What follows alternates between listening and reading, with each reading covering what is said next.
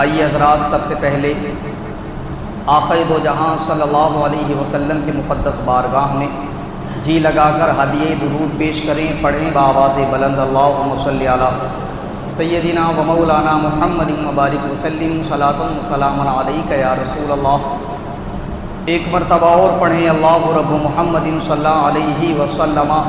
نحن عباد محمد صلی اللہ علیہ وسلم صلاۃ و سلام علیک یا رسول اللہ صلی اللہ تعالی علیہ وسلم۔ امام عشق و محبت امام احمد رضا خان فاضل بریلوی بیان فرماتے ہیں، واہ کیا مرتبہ اے غوث ہے بالا تیرا،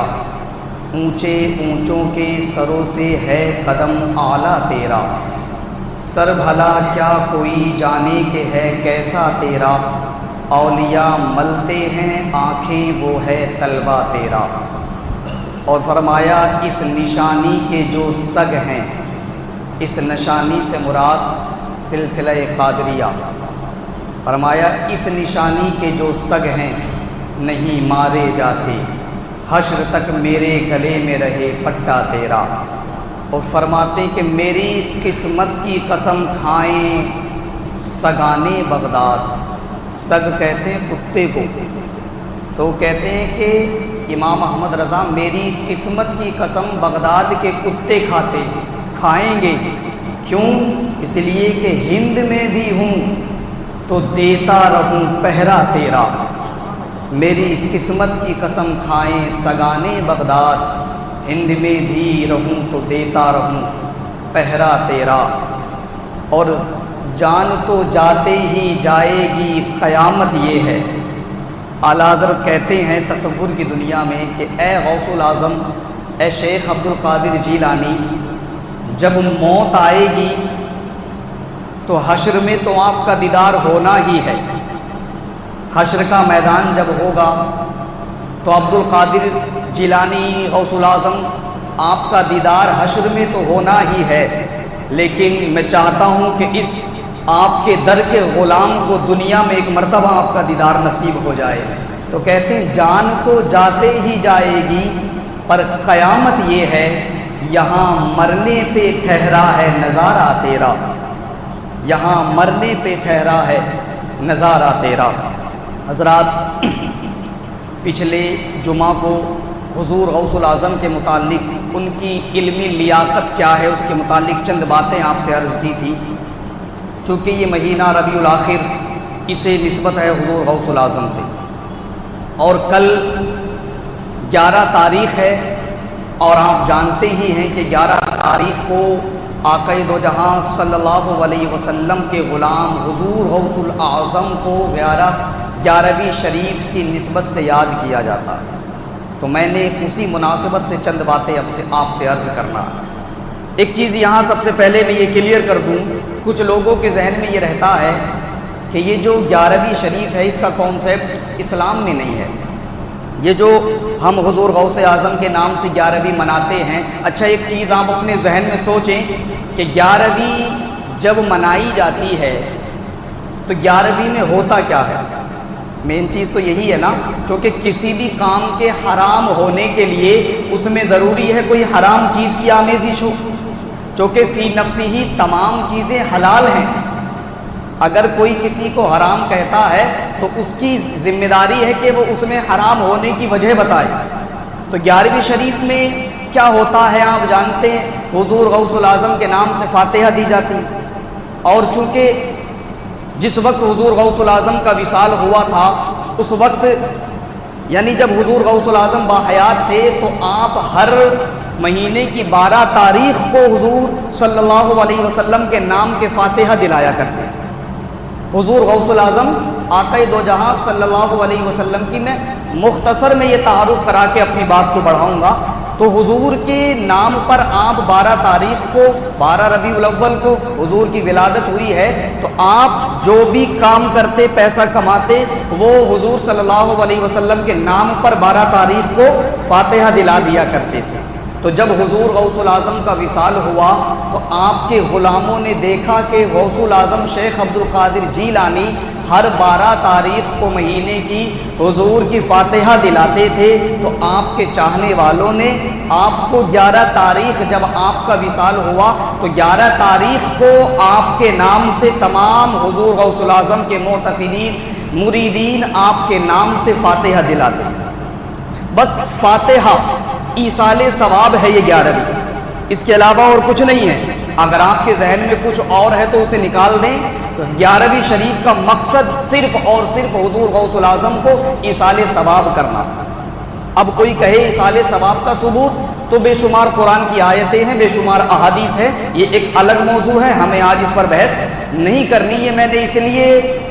شروع میں عرض کر دیا کہ اگر ذہن میں کچھ ہے تو صرف یاد رکھیں یہ ایصال ثواب ہے، اور ایصال ثواب کے متعلق بے شمار احادیث ہے۔ حضرت انس یا حضرت سعد حضور کی بارگاہ میں جا کر کے عرض کرتے ہیں، یا رسول اللہ میری والدہ کا انتقال ہو گیا ہے، کوئی ایسا عمل بتائیں کہ جو میری ماں کو مرنے کے بعد بھی فائدہ پہنچائے۔ تو حضور نے فرمایا کہ آپ اپنی والدہ کے نام سے ایک کنواں کھدواؤ۔ تو حضرت سعد نے ایک کنواں کھدوایا اور فرمایا کہ یہ ام سعد کا کنواں ہے، نام بھی بتا دیے، نام بھی رکھ دیا اس کنویں کا کہ یہ سعد کی ماں کا کنواں ہے۔ اب جب تک اس دنیا میں مسلمان اس کنویں سے پانی پیئیں گے تو اس کا ثواب سعد کی والدہ کو قبر میں پہنچتا رہے۔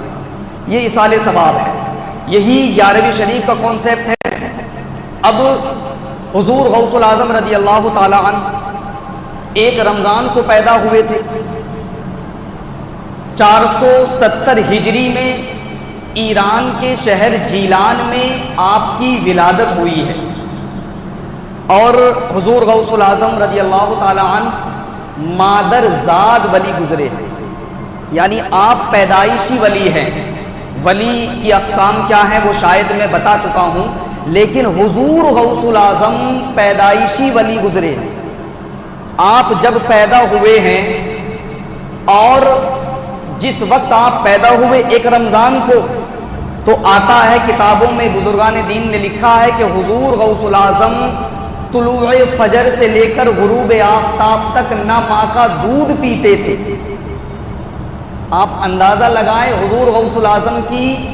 ولایت کا مقام کیا تھا کہ آپ پیدا ہوئے ہیں، آپ دودھ نہیں پی رہے ہیں، یہاں تک کہ جب مغرب کا وقت ہوتا، افطار کا وقت ہوتا تو آپ اپنی والدہ کا دودھ پیتے تھے۔ اور یہ کرامت غوث الاعظم کی اتنا مشہور تھی کہ ارد گرد کے علاقوں میں سارے لوگ جان گئے کہ سادات کے گھرانے میں ایک بچہ پیدا ہوا ہے جو سارا دن نہ کچھ کھاتا ہے نہ پیتا ہے، جب وقت مغرب آتا ہے تو وہ بچہ ماں کا دودھ پی لیا کرتا ہے۔ یہ اللہ نے پیدائشی ولی حضور غوث الاعظم کو بنا کر کے بھیجا۔ تو آپ اندازہ لگائیں بچے پر شریعت لاگو نہیں ہوتی ہے، شریعت کے احکام بچوں پر لاگو نہیں ہوتے، جب بچہ بالغ ہو جائے تب اس پر شریعت کے احکام قانون لاگو ہوتے ہیں۔ لیکن حضور غوث الاعظم دنیا والوں کو یہ بتا رہے ہیں پیدا ہوتے ہی کہ شریعت پر میں اتنا عمل کرنے والا ہوں کہ پیدا ہوتے ہی شریعت پر عمل کر کے لوگوں کو یہ درس دے رہا ہوں۔ لوگوں دنیا میں تمام معاملات کرنا، لیکن کوئی بھی شخص اگر شریعت کو چھوڑ کر کے طریقت حاصل کرنا چاہے تو شریعت کے بغیر طریقت حاصل نہیں ہوتی ہے، شریعت کے بغیر طریقت بے معنی چیز ہے۔ میں نے ایک آیت کریمہ پڑھی، ان اولیاءہ الا المتقون، کوئی بھی ولی بغیر تقوی کے ولی ہو ہی نہیں سکتا، کوئی بھی انسان بغیر تقوی کے ولی ہو ہی نہیں سکتا۔ اس لیے ضروری ہے جس شخص کو ہم ولایت کہتے ہیں، جس شخص کو ولی کہتے ہیں، اس میں تقوی داری ہونا چاہیے۔ آج کا معاملہ بالکل برعکس ہے، ہم جسے لمبے بال، جس کے ہاتھوں میں 10-12 انگوٹھی دیکھتے ہیں، اسے ہم سمجھتے ہیں کہ یہ ولی ہے۔ ایسا نہیں ہے، انگلیوں سے زیادہ جس شخص نے ہاتھ میں انگوٹھی پہن رکھی ہو، نہ ظہر کا پتہ، نہ عصر کا پتہ، نہ مغرب کا، وہ جادوگر ہو سکتا ہے لیکن اللہ کا محبوب کبھی نہیں ہو سکتا۔ تو یہ چیز اپنے ذہن سے آپ کو نکالنا ہو، اور یاد رکھیں حضور غوث الاعظم رضی اللہ تعالی عنہ، جب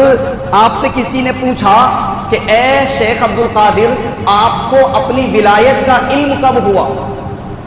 کسی نے پوچھا کہ آپ ولی ہیں، اس چیز کا آپ کو علم کب ہوا؟ تو حضور غوث الاعظم فرماتے ہیں کہ میں جب 10 سال کا تھا اور جب میں مکتب جایا کرتا تھا تو میں دیکھتا تھا، 10 سال کی عمر ہے حضور شیخ عبد القادر جیلانی کی، وہ کہتے ہیں میں دیکھتا تھا کہ میرے پیچھے پیچھے فرشتوں کا لشکر چلتا تھا،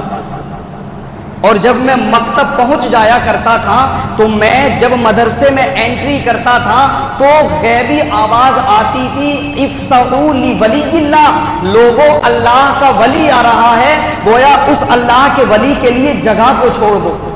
اور یہ غیبی آواز صرف میں ہی نہیں سنتا تھا، بلکہ مدرسے میں مکتب میں جتنے بچے بیٹھے ہوتے تھے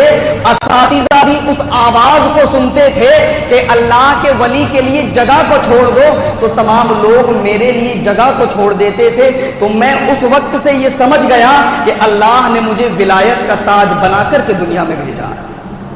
یہ حضور غوث الاعظم کے بچپن کا معاملہ یہ ہے۔ ایک مرتبہ حضور غوث الاعظم راستے سے جا رہے ہیں،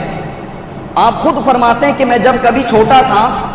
اور میں چاہتا تھا کہ پہلی مرتبہ، تو حضور غوث الاعظم کھیل و کود سے بہت دور رہا کرتے تھے بچپن میں، چونکہ یہ بچپن کے معاملات ہوتے ہیں، بچے کھیل کود کی طرف مائل ہوتے ہیں، لیکن غوث الاعظم فرماتے ہیں کہ میں بچپن ہی سے کھیل و کود سے دور رہتا تھا، کبھی کبھار بچوں کی طرف اگر جاتا بھی تھا تو غیب سے آواز آتی تھی، اے عبد القادر تجھے دنیا میں کھیلنے کودنے کے لیے نہیں بھیجا گیا ہے، تجھے دنیا میں مخلوق خدا کی ہدایت کے لیے بھیجا گیا ہے۔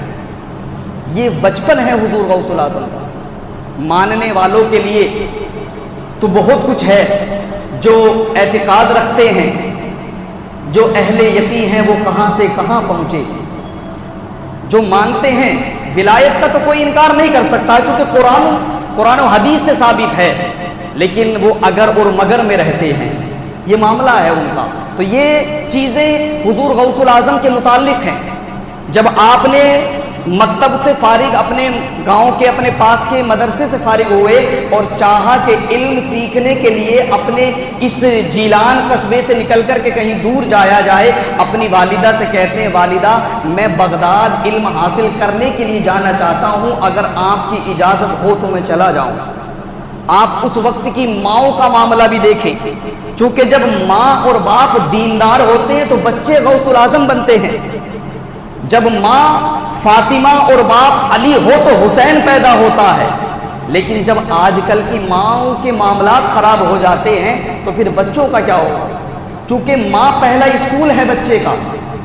بچہ جب حمل سے ہوتا ہے، جب حضور غوث الاعظم پڑھنے کے لیے جاتے تھے تو استاد کہتے تھے پڑھو، حضور غوث الاعظم 18 پارے پڑھ دیا کرتے تھے۔ اندازہ لگائیں بچپن ہے غوث الاعظم کا، 18 پارے استاد کو سنا دیا کرتے تھے۔ استاد کہتے بیٹا پڑھنے آئے ہو کہ پڑھانے آئے ہو؟ حضور غوث الاعظم فرماتے تھے، وہ استاد پوچھتے بیٹا عبد القادر یہ 18 پارے حفظ کہاں سے اور کیسے کر لیا؟ وہ فرماتے میری ماں 18 پاروں کی حافظہ تھی، دن بھر میں وہ چلتے پھرتے قرآن کی تلاوت کرتی رہتی تھی، اور میں اس وقت ماں کے پیٹ میں تھا جب ماں کی آواز میرے کانوں تک آتی تھی، روزانہ 18 پارے پڑھتی تھی، روزانہ سنتا تھا، میں نے ماں سے سن کر کے 18 پاروں کو حفظ کر لیا تھا۔ میرے عزیز یہی نازک موڑ ہے جو آج ہم اور تم پیچھے رہ گئے۔ ہم نے دینی تعلیم کو چھوڑ دیا۔ وہ غوث الاعظم کی والدہ ہے، اب اندازہ لگائیں کہ پیٹ میں جب بچہ ہوتا ہے کتنا اثر پڑتا ہے بچے ماں کا۔ اگر ماں حمل سے ہے تو ماں کو چاہیے کہ وہ دیندار بن جائے، بچہ اگر پیٹ میں ہے تو اس کو چاہیے قرآن کی تلاوت کرے۔ آپ تمام اولیاء کاملین کی ہسٹری اٹھا کر کے جب دیکھو گے تو ان کی والدہ جنس پینٹ نہیں پہنتی تھی، ان کی والدائیں پینٹ سیٹ پہن کر کے زمانے میں نہیں گھومتی تھی، بے پردہ نہیں گھومتی تھی، ان کا زندگی کا لمحہ لمحہ قرآن و سنت پر گزرتا تھا، قرآن و سنت کے مطابق گزرا ہے، تبھی اللہ نے ان کو ایسے شہزادے عطا کیے۔ یہ حضور غوث الاعظم، وہ کہتے کہ 18 پارے میں نے اپنی ماں کے پیٹ میں حفظ کر لیے ہیں۔ آپ نے بارہا سنا ہے حضور غوث الاعظم کے بارے میں، لیکن حضور غوث الاعظم اللہ کے محبوب کی شان